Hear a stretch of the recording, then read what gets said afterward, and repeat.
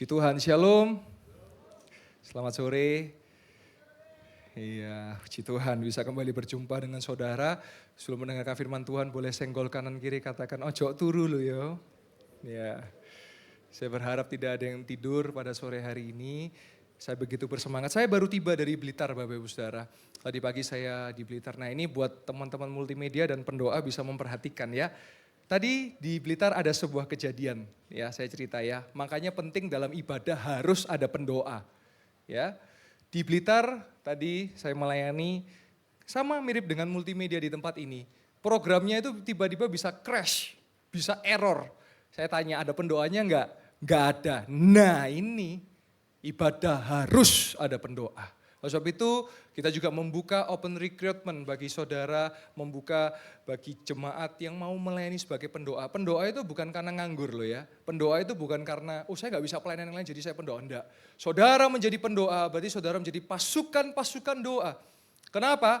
Karena kita punya musuh sama-sama, yaitu siapa? Iblis atau setan, yaitu adalah peperangan rohani.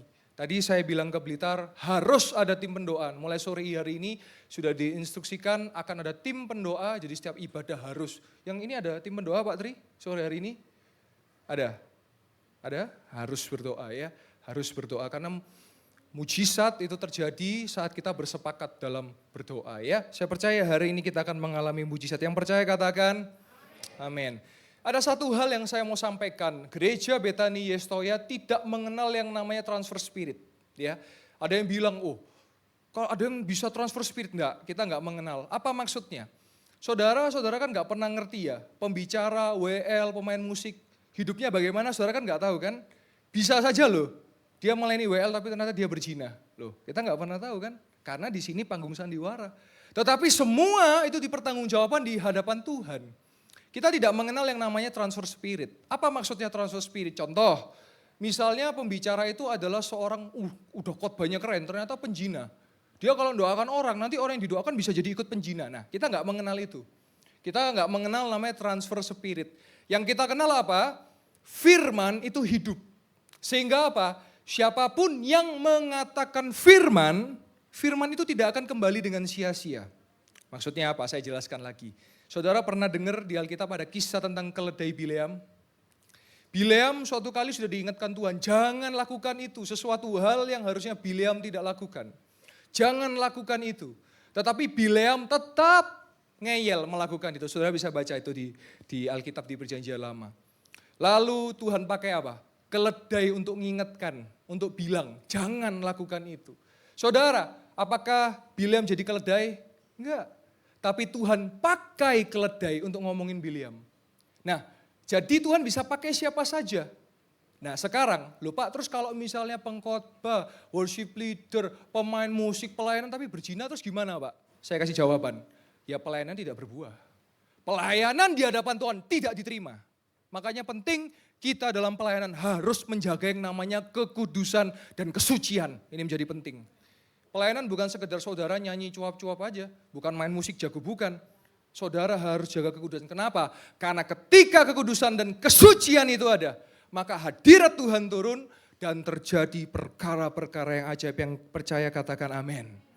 Jadi kita nggak percaya namanya transfer spirit. Ya, karena kalau saudara percaya transfer spirit, nanti saudara didoakan pendeta yang nggak punya anak, saudara jadi takut, wah nanti saya nggak punya anak. Atau pendetanya anaknya banyak, saudara didoakan, wah nanti anak saya jadi banyak. Enggak, saudara. Bukan begitu cara bekerjanya, bukan itu. Kita tidak percaya yang namanya transfer spirit. Jadi hari ini ketika engkau percaya Yesus, maka engkau menjadi hamba kebenaran, engkau menjadi hamba yang dibebaskan kemerdekaan di dalam Tuhan. Yang percaya katakan amin. Nah sekarang saudara, saya mau bahas satu poin penting. Kita punya yang namanya sahabat sejati. Sahabat sejati kita yaitu namanya siapa? Yesus Kristus. Sahabat itu beda dengan teman. Teman itu ada kalau pas kondisinya baik. Sahabat itu baru muncul kalau kondisi saudara nol atau bahkan minus. Jadi kalau saudara dalam posisi yang masih kuat, saudara dalam posisi yang saudara baik-baik saja, bisa jadi itu teman, bukan sahabat.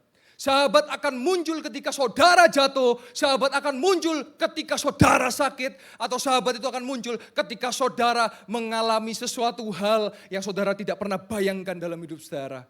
Dan siapakah sahabat kita yang setia? Yesus Kristus Tuhan. Ya, saya mau cerita tentang sahabat saya.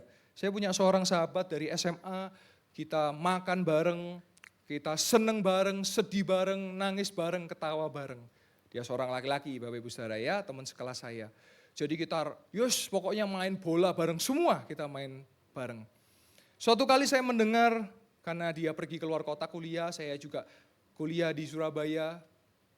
Saya mendengar saya difitnah oleh orang ini. Hati saya kecewa saudara-saudara, hati saya sedih. Tetapi saya berpikir, piye-piye ini sahabat saya. Saudara tahu apa yang saya lakukan? Saya datang ke tempat di mana dia berada, dia ngekos saudara-saudara. Saya datang ke tempat dia berada, saya bertemu muka dengan muka dan saya ngomong, kenapa kamu kok fitnah saya? Saya ini kurang apa? Kita ini sahabat. Saya mau katakan, lebih mudah mencari 1000 musuh daripada mencari seorang sahabat. Saudara tahu apa yang terjadi? Dia menangis, dia minta maaf. Ya akhirnya kita rekonsiliasi dan saya bilang sudah jangan lakukan lagi. Dan saya bersyukur beberapa tahun kemudian saya melayani di sebuah tempat dan di tempat itu katakan, Pak kenal orang ini? Oh kenal, itu sahabat saya. Oh dia memuji Bapak, dia memberikan pesan-pesan yang positif. Wow, itu sahabat yang sejati. Nah kita punya sahabat sejati namanya Yesus Kristus Tuhan. Hari ini mungkin manusia nggak bisa tolong saudara. Mungkin saudara mau punya kenalan terkuat apapun. Saudara mau saya katakan, manusia tetaplah manusia. Tapi Tuhan adalah Tuhan. Dia bisa tolong saudara, dia bisa tolong saya. Kata sahabat dalam Kamus Besar Bahasa Indonesia dikatakan apa? Sahabat itu adalah seorang yang akrab. Memiliki hubungan yang erat, yang terikat.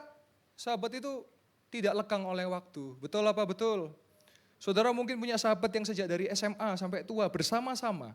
Atau mungkin ada sahabat saudara yang menjadi istri atau suami Anda. Betul apa betul? Dari yang teman kelas menjadi teman kehidupan. Haleluya. Ya. Yang ketawa-ketawa sedang mengimani ya. Haleluya. Saya percaya bahwa sahabat itu setia. Kalau teman mah ada uang abang sayang, nggak ada uang abang melayang atau ditendang. Ya.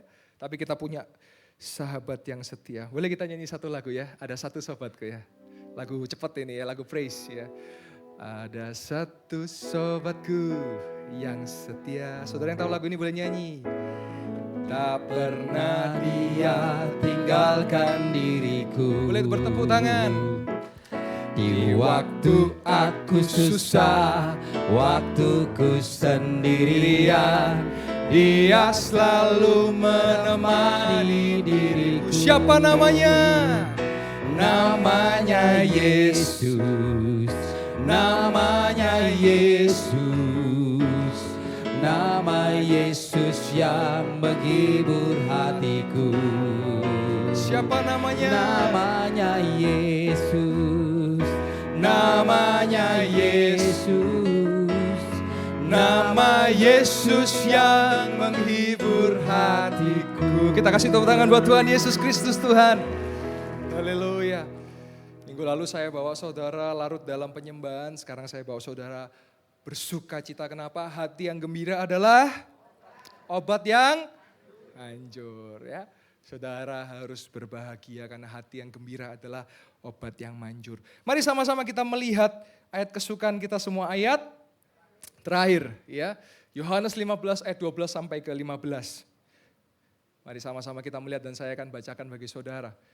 Inilah perintahku, yaitu supaya kamu saling mengasihi seperti aku telah mengasihi kamu. Jadi dikatakan bahwa Tuhan mau kita saling mengasihi. Bagaimana kita bisa mengasihi? Karena Tuhan telah mengasihi. Jadi kalau telah itu sudah dilakukan oleh Tuhan dan terbukti dia turun ke dunia, dia menjadi serupa dengan manusia ya karena dia mengasihi kita semua. Ayat yang ke-13.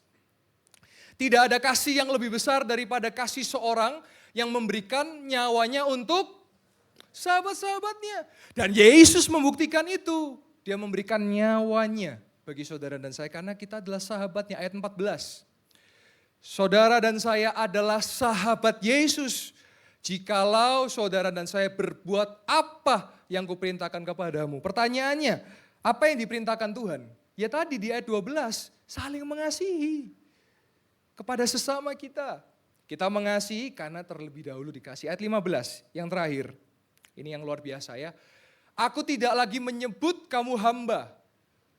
Sebab hamba tidak tahu apa yang diperbuat oleh tuannya. Tetapi aku menyebut kamu sahabat karena aku telah memberitahukan kepada kamu segala sesuatu yang telah kudengar dari Bapakku. Jadi saudara, kita tahu bahwa gereja kita adalah gereja Pantai Kosta, gereja yang dipenuhi dengan Roh Kudus. Sehingga apa? Ketika saudara menjadi sahabat Yesus, maka saudara akan diberitahukan kebenaran-kebenaran yang Yesus dengar dari Bapa di sorga. Ini menjadi penting, maka kita harus jadi sahabat Yesus, ya, supaya kita mengerti. Dia setia. Nah, saya mau kasih kesaksian. Kemarin hari Kamis ada Pak Japro, tapi saya ceritakan singkat saja. Bagaimana Tuhan Yesus setia atas hidup Pak David Japro. 28 tahun, dari satu SMP, merokok Bapak Ibu Saudara. Saya percaya yang hadir pasti ada yang merokok ya. Pak David Japro ini merokok sejak satu SMP, sampai kena serangan jantung, betul ya Pak ya. Lalu melayani di sini sebagai choir, dan pada saat itu masih merokok ya Pak ya. Bahkan bikin konten-konten YouTube juga ya Pak, terkait testing-testing Pak ya. Tiba-tiba dia mendapat kekuatan, dia mendapat pemikiran, saya mau lepas dari rokok. Masa saya orang beriman, saya orang percaya kok terus terikat dengan merokok. Akhirnya batangnya sisa 2 Pak ya. Terus mau dihabisin malamnya, terus singkat cerita besok mau beli rokok lagi. Jadi kayak apa ya, mual-mual gitu Pak ya kurang lebih ya. Jadi kayak ternyata dia dulu merokok, ngelihat orang lain merokok jadi ternyata kalau saya merokok seperti ini ya, asapnya mengganggu. Yang lain jadi gak nyaman. Dan puji Tuhan setelah 28 tahun, dia terlepas dari ikatan rokok dan kita kasih tahu tangan buat kemuliaan nama Tuhan. Gak cukup sampai di sana Bapak Ibu Saudara. Tadi saya sebut serangan jantung, betul ya Pak ya? Bukan serangan istri Pak ya. Serangan jantung. Saudara tahu karena kalau serangan jantung, jantungnya bermasalah pasti badan bisa lemas, bisa lemah, bisa letih, lesu. Pokoknya semua depannya L ya. Letih, lesu, lemah, lemes, lelet, lolak-lolok ya. Dan wis pokok LKB ya. Dan saudara tahu ketika itu didoakan oleh Gembala FA-nya ya. Gembala F-nya siapa Pak? Bu Maria ya. Didoakan oleh Bu Maria dan saudara tahu apa yang terjadi sampai hari ini Pak David Japro sehat dan tidak lagi bermasalah jantungnya. Kita kasih tepuk tangan buat kemuliaan nama Tuhan. Oh saya percaya kalau kita punya sahabat yang setia itu Yesus. Dia akan tolong kita dan bukan hanya sahabat kita Yesus, sahabat kita di dunia sesama manusia. Ketika mendoakan, ini bicara apa? Karena minggu ini kita bicara komunitas, optimis dalam komunitas. Saudara harus punya sahabat yang selalu mau mendoakan saudara.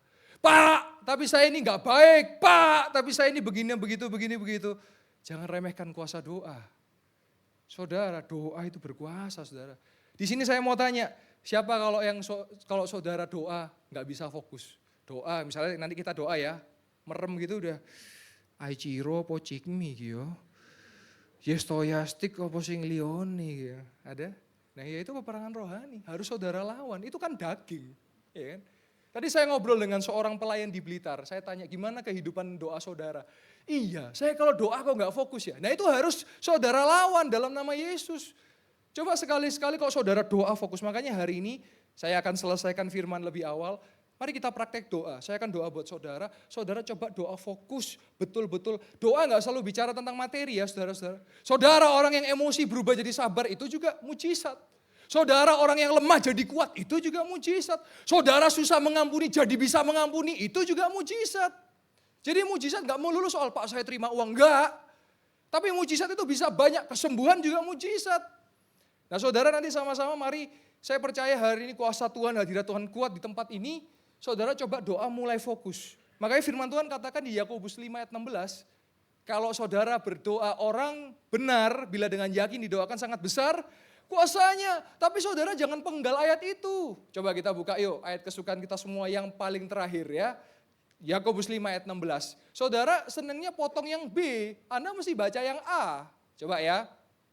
Nah, kita kan potongnya cuma yang doa orang benar. Kita lihat yang atasnya. Dan ini yang dilakukan oleh Ibu Maria kepada Pak David Japro. Karena itu hendaklah kamu saling mengaku dosa dan saling mendoakan. Supaya kamu sembuh. Pak, tapi mustahil Pak. Justru saudara mesti berdoa supaya yang mustahil menjadi mungkin. Katakan amin. Pak saya ini susah punya anak Pak, kira-kira bisa punya anak? Ya berdoa pasti bisa dalam nama Yesus. Saudara, mulut kita ini mesti hati-hati loh. Saya melayani sebuah keluarga, kasihan sekali. Kenapa? Gak mau ke gereja, kenapa? Tiap datang ke gereja selalu diguyoni orang. Gak meteng-meteng, hati-hati saudara. Mulut gampang nyerocos, hati orang siapa yang tahu? Saudara mesti hati-hati loh. Kok gak nikah-nikah ini loh saudara. Hati-hati, kadang-kadang hati ini gak siap bisa. Kadang-kadang kita itu gak sadar ya. Itu loh deloken sebelah lo punya anak. Masa kamu belum punya anak? Cok lama nih. Wah, hanya gara-gara itu gak mau ke gereja saudara-saudara. Hati-hati. Saya mulai belajar, setiap saya ketemu orang, saya gak mau ngomongin fisik. Saya gak mau ngomongin sesuatu istilahnya kayak, kamu sekarang kok kurusan ya? Kok gendutan ya? Enggak. Kadang-kadang orang belum tentu terima loh. Saudara ngomong gitu bisa sakit hati loh. Betul apa betul? Iya. Saudara mesti ganti, ya apa bisnismu, ya apa sekolahmu, pelayananmu ya apa. Saudara mesti mendukung. Nah kita mesti belajar sama-sama ya, karena kita terus belajar. Kasihan sekali hanya karena diguyoni terus, kok gak punya anak, udah 3 tahun nikah, kok gak punya anak. Sampai gak mau ke gereja saudara. Hati-hati betul saudara, gak bisa sembarangan ya. Jadi mesti hati. Justru saudara kalau ketemu orang yang seperti itu, saudara kuatkan. Masih ada waktu Tuhan, kalau Tuhan buka buah kandungan, tidak ada yang mustahil, bisa ada keturunan, bisa ada kelahiran gitu. Lawang saya pernah cerita ya di akhir tahun, saya melayani di sebuah gereja di Jakarta ya. Puji Tuhan kesempatan itu saya melayani di gerejanya Pak Gilbert Lumoendong ya. Saya melayani di sana di Jakarta, waktu itu saya adakan altar call ya. Saya melayani di situ, terus ada mak-mak maju, umur 70 tahun. Dia bisikkan saya, saya minta didoakan apa Mak? Pengen hamil haleluya puji Tuhan. Saya bingung gak jawabnya gimana. Kalau tidak mungkin nanti imannya redup. Ya saya jawab gini, Bu, Ibu Sarah hamil umur 90 tahun. Ibu kan masih 70 tahun ya. Percaya tidak ada yang tidak mungkin, semua sesuai kehendaknya. Ya artinya kita bukan, ya semua orang punya harapan betul loh. Tapi kan kita gak mau menganukan harapan dia. Tapi yang penting ya kita serahkan ke Tuhan. Ibu Sarah umur 90 kok. Tapi dari situ kita melihat bahwa ya kalau kehendak Tuhan dia tidak hamil ya sudah mau bagaimana lagi. Umur 70 tahun sudah menopause juga. Tapi Sarah juga menopause loh kalau saudara baca di Alkitab. Memang Tuhan kalau melakukan mujizat selalu menurut manusia mustahil. Tapi saya percaya tidak ada yang mustahil bagi Tuhan. Dan tidak ada yang mustahil bagi orang yang percaya. Kita kasih tepuk tangan buat kemuliaan nama Tuhan. Haleluya. Nah di Yakobus 5 ayat 16 dikatakan apa? Hendaklah saling mengaku dosa. Nah saudara, saya perlu garis bawahi dulu ya. Karena mengaku dosa ini bahaya. Mulutnya orang ini bahaya. Saudara kalau cerita, ojo kasih tahu siapa-siapa ya. Itu sampai sekomplek tahu. Karena nanti dia ke sebelahnya. Jangan kasih tahu siapa-siapa ya.